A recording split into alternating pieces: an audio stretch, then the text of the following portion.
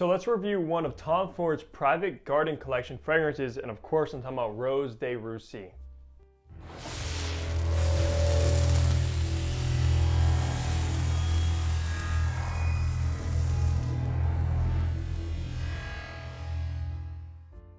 Hey, what's going on? Hunter here and welcome back to my channel. And if you are new, what I do is I make fragrance related content. So if you love fragrances, go ahead and hit that subscribe button down below. And also be sure to follow my fragrance Instagram page. But that's correct, guys. Today we are going to be reviewing Tom Ford's Rose de Russie. Now this fragrance is probably going to be very sought after because even though it is pretty new, I think it just came out 3 months ago at the time of this recording. If you didn't know, Rose de Russie was recalled and taken off of all Tom Ford shelves pretty much everywhere and discontinued. Now you pretty much cannot find this one. You will only be able to find the two other from the collection, which is Rose de Chine and Rose de Amalfi. So yeah, Rose de Russie, I think that's how you pronounce it. When I first found this one not too long ago, I absolutely snatched it up and I was so happy to have this one in my collection because this will be a discontinued gem. So let's go over some information about Rose de Russie. So this fragrance was of course launched in 2022. The retail price is going to run you $285 for a 50 ml because right at the time of this recording, Tom Ford just raised the prices once again for the 50 mls. They all go for $285 unless you get to the higher end ones.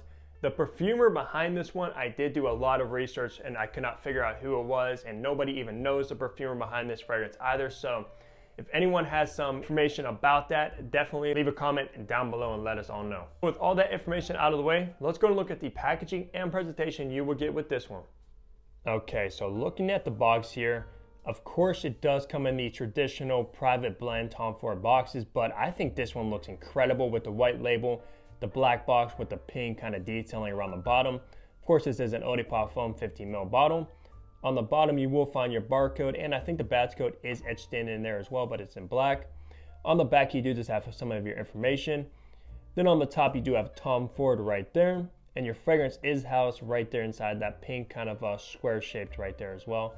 But yeah, all in all, I think the box looks incredible, but the bottle also looks incredible too. So let's take a look at that now. Okay, so here is the bottle of Rose de Russie. Of course, what stands out the most is that white label with the black cap with that like kind of different detailing, and of course that very vibrant pinkish purplish kind of hue colored juice inside, which looks awesome. This is definitely probably one of my favorite Tom Ford's private blend bottles. I just think it looks so good. Of course, you have the black Tom Ford cap on top, kind of representing the effing fabulous cap, even though that one is matte black. On the bottom, you do have your sticker with your information and batch code down there as well. And then the cap does hold in very snugly, so you can't take it up by the cap. Nothing inside of the cap or anything on top of the atomizer, but that is the bottle presentation for Rose de Russie. In the top, you have white pepper. In the middle, you have rose. And in the base, you have leather and woody notes. So that is actually a pretty simple note breakdown, I gotta say. So let's go and spray this one and test out the Private Blends atomizer. All right, honestly, the private blends do not have the best atomizers. I gotta say that right off the bat, but that's not the biggest deal at the end of the day. Even though they are very pricey, atomizers, they still get some juice out. But let's see what I pick up in the opening and remind myself of Rose de Russie.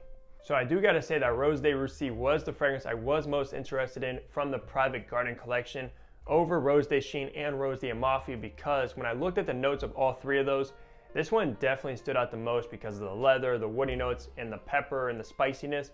It definitely leans a little bit more darker over the other two. But in that opening, I do get a ton of that spicy white pepper note, but I'm also getting a very green kind of nuance to the composition as well. Kind of reminds me of like a rose before it starts to bloom and you're left with like the plant greenness of the rose. That's kind of how it actually comes across to me. Very spicy and very green, with a hint of that rose note in the background. Now I also do have to say the opening of Rose de Russie actually reminds me of another fragrance, and it's from Frederick Mall, and that fragrance is Rose and Cure, which means rose and leather, which this one is kind of resembling as well, the rose leather notes. Also that greenness as well, it does have a very similar vibe to that one. Now Rose and Cure, I never got my nose on the original from Frederick Mall, but I did have a clone of it, and I was not a fan of that scent profile at all. This one does have some differences to it, and I actually much prefer this scent profile over the Rose and Cure.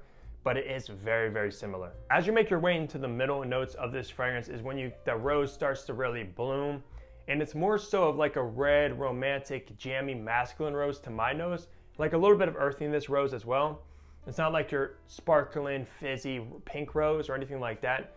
It is very masculine, very kind of red and luscious and romantic. So yeah, that starts to bloom. I know in the opening you do get like an earthy green rose with the peppers, but then it turns into like a blooming red or luscious rose in the middle. So once you make your way into the base of Rose de Russie, I think it shines a lot because you do get the leather and it turns very like a black, smoky leather. Alongside, I get some like cedar wood in the base of this as well.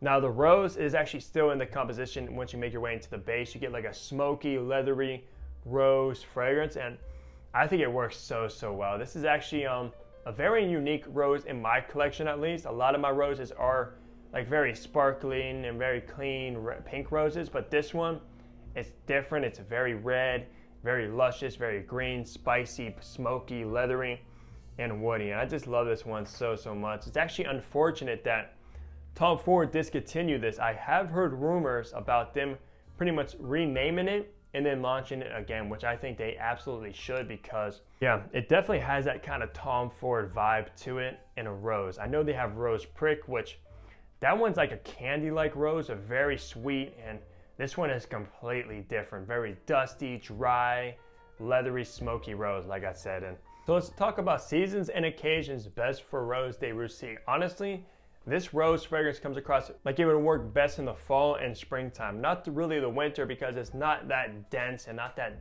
dark and potent, and it's more floral and stuff like that, which doesn't really work the best for the very cold winter months. But fall 100% because of the leather, the smoky, the spiciness, the woodiness, and of course that earthy red rose. But also, it wouldn't really work for the summertime either, because there's no citruses, there's no aquatic notes, it's not marine, it's nothing like that. So yeah, 100% fall and spring. For occasions, honestly, this one does come across very formal. It has a kind of sophisticated touch to it, more dressed up rather than being dressed down. Definitely more suited for a guy in like a suit, or a woman dressed up as well. It is pretty much unisex. We'll talk a little bit more about that.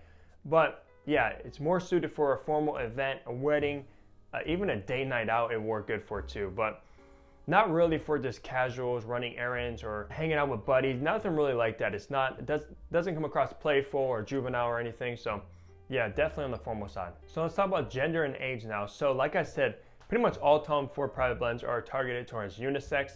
This one, I would say it still is. This one is unisex. It is the most masculine from the other two from this new line. So if you're a guy, you're looking for a rose Tom Ford based fragrance, I think this would definitely be the one for you. Over Rose Prick, over Rose de Chine and Rose d'Amalfi, this is the most masculine, even though a woman could still pull it off because you do have that nice romantic luscious red rose in here. The other notes that combine with that one does give it a more masculine touch, so I think it would lean a little bit more towards the masculine side, but it is unisex at the end of the day. So for age groups though, for Rose de Russie, this one does come across very mature as well. Like I said earlier, not juvenile, not playful, nothing like that. It's not a teenage kind of fragrance. It is more for like 25 and up, I think will be best for this one. This fragrance just pretty much means business, the way it smells. It means that you're here to make a statement pretty much. So yeah, definitely more on the mature side. So now let's finish this off with performance. So the performance with this one is about average. I gotta say, it is very good for a floral rose fragrance because it does have some umph, especially in the top and the dry down with the leather and the woods and the pepper. That does pretty much make this fragrance last a pretty decent amount of time. On my skin, I got around 10 hours, give or take, of pretty solid staying power that I could still pick it up on my skin. But you were left with just a smoky, woody, leathery kind of base where the rose starts to disappear. But as far as projection, this one projected for a good like 2 hours or 2.5 hours, somewhere around there off of my skin for maybe a foot or so distance. So people will absolutely be able to detect this one in the air, especially the top when you get that punch of like spicy green rose earthiness. So yeah, no complaints when it comes to performance, especially for a rose dominant fragrance. So it is unfortunate that Tom Ford has discontinued Rose de Russie, but if you're actually looking for this fragrance and you're like seeking a bottle of this, you will be able to find it because they are still in circulation, because it got discontinued like a month or two after it was released. So they didn't actually sell out all the bottles or anything like that. So yeah, just look for this and you will probably be able to find it. And I think it is worth it because this fragrance is absolutely going to skyrocket in price here in a few months or years to come, because it will be pretty much sought after because of the name, because of the discontinued, and a lot of people don't have a bottle of this stuff. So yeah, definitely just look and you will be able to find one, but sooner rather than later, because you can still pick these up. That's going to wrap up my review of Tom Ford's Rose de Russie. Let me know down below if you tried anything from the Private Garden collection from Tom Ford or Rose de Russie in general. I'd love to hear your guys' thoughts, but leave a like on the video if you enjoyed it, subscribe if you haven't already, and I'll catch all you guys in the next upload. Take care, everybody.